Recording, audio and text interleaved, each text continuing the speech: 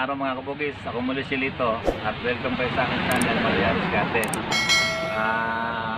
Ngayon malamig ang panahon, pagkaraan maulan. Papakita ko sa inyo kung ano yung nangyayari sa mga bumili natin at kung paano natin gagawa ng paraan para mamulaklak sila. Ganito yung mga bumili dyan.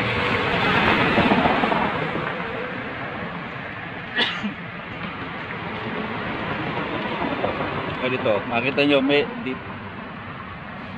pagkatapos nilang mamulaklak, kasi nga sobrang malamig ang panahon, pagkatapos nilang mamulaklak nagkakaganito.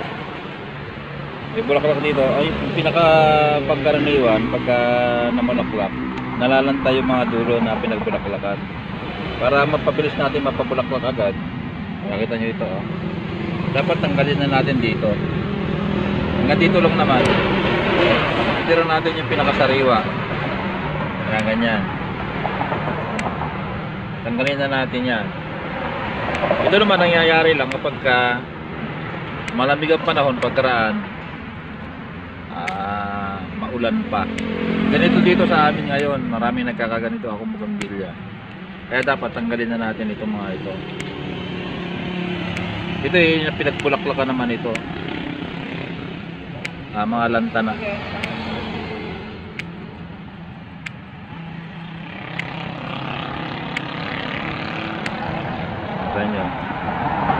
Yung mga bulaklak, para pag namulaklak ulit sabay-sabay na sila, tatanggalin na rin natin. Maraming mga ganyan nangyayari pagka ito lang naman, sabi ko nga, pagka malamig ang panahon, lalo na maulan. Kung hindi naman malamig ang panahon, hindi naman maulan, hindi naman magkakaganito.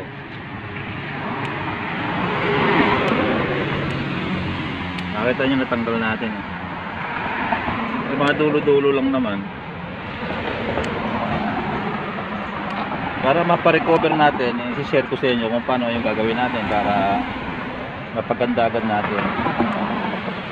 Mapalago, mapadahon, saka mapabulaklak agad.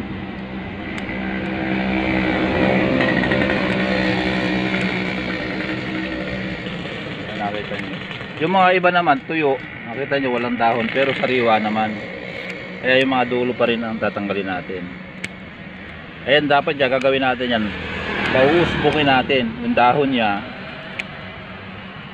Para pag nagusbong, siyempre mamumulaklak, di ba? Ayan, ako, tanggal natin. Lalo dito. Ito, natapos ng mamulaklak. Ito, inapansin nyo. Natutuyot dito sa dulo niya.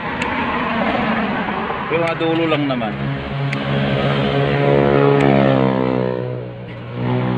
Ganyan lang gagawin natin. Tanggalin natin yung mga dulo.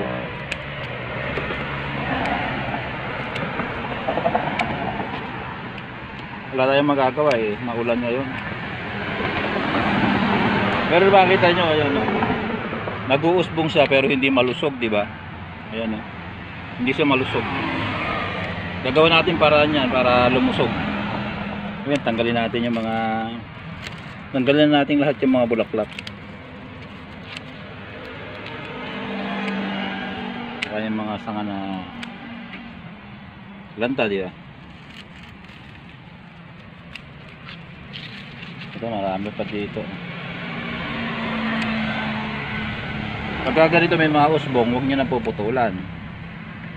Kasi magtutuloy na yan. Dapat lang yan, lumusog.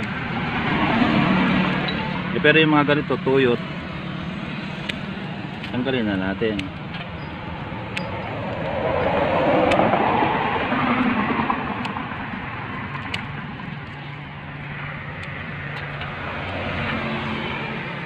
Tagtaga lang, di ba?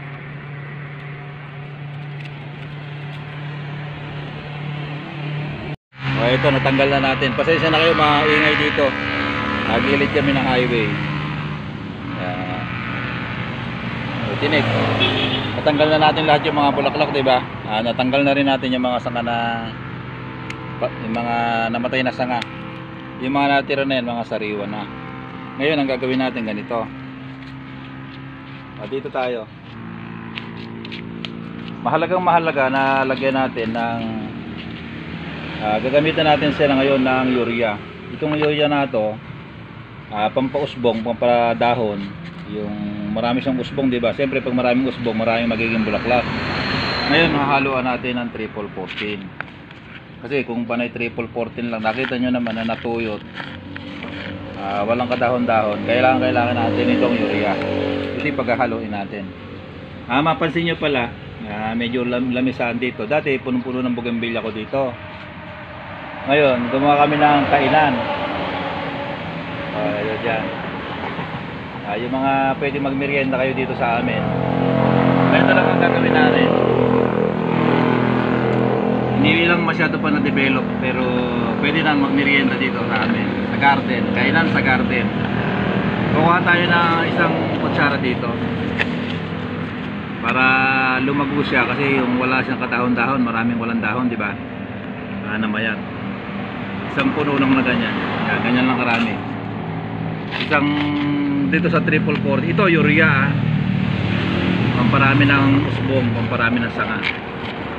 Saka itong triple 14, isang kutsara din na punong-puno. Ayan, ganyan. Paghahaluin natin.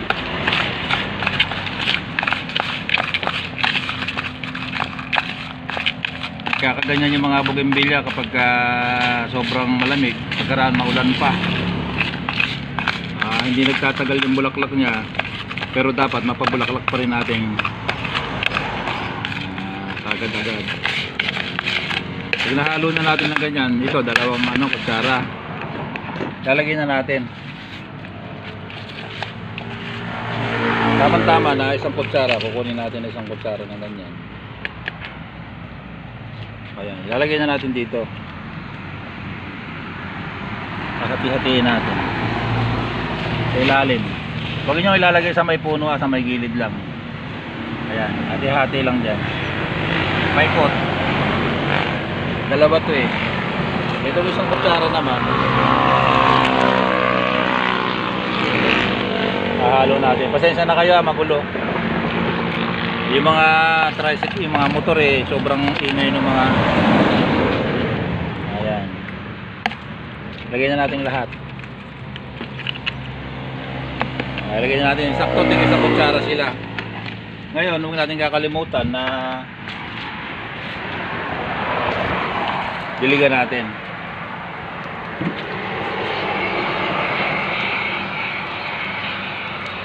Napakalaki na magbabago nito sa loob ng 20 days. Mag-uumpisa na siyang mamulaklak at mawawala na yung mga ganito niya.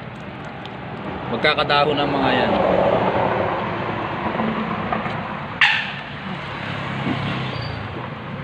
Diligan lang natin.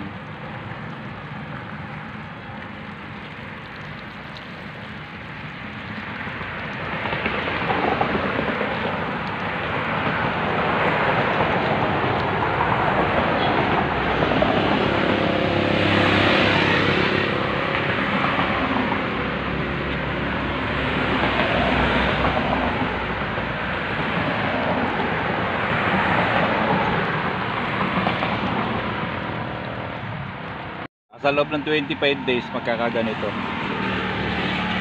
Kagaya nito. Nakita nyo, namulaklak na, nag-umpisa na silang mamulaklak. Ito yung dalawa na sinample ko sa inyo. Maaaring magkaganito na siya sa loob ng 20 days. Mamumulaklak na. Ganun lang yung dapat nyong gawin para yung mga napansin nyo, natutuyot yung mga bougainvillea nyo. Nalaglag yung mga bulaklak, ulan ng ulan, malamig ang panahon. Ganun lang gawin nyo para maparecover nyo agad. Lagay nyo ng urea para lumusog yung mga dahon nya, mag-usbong siya ulit gaya dito.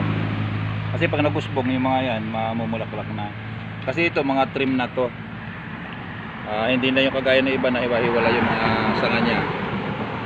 Ganyan na sila.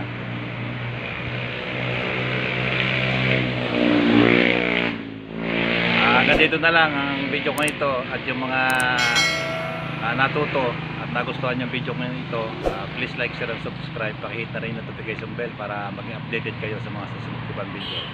Bye bye.